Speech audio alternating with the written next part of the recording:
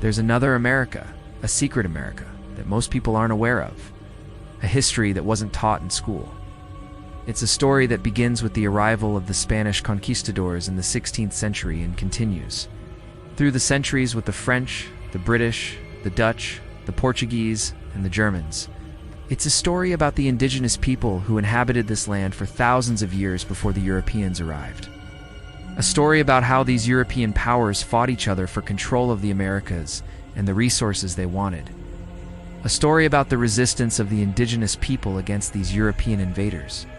And a story about how the United States became the first modern empire in the world. This is the history that wasn't told. And it's important to understand this history because it helps us understand the world we live in today. So let me tell you about the other America, the one that's hidden in plain sight. The first Europeans to explore and conquer parts of the Americas were the Spanish. They came to this land in the 16th century and began to exploit its resources and enslave its people. But they weren't alone. Soon the French, the British, the Dutch, and others would arrive as well. And they would all fight each other for control of this new world. Meanwhile, the indigenous peoples of this land had been living here for thousands of years.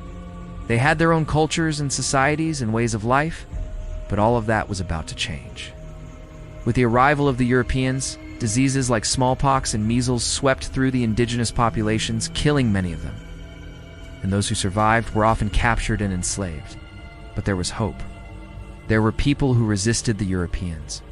There were indigenous leaders and revolutionaries who fought for their people's freedom. And in the end, it was the United States that would become the first modern empire in the world.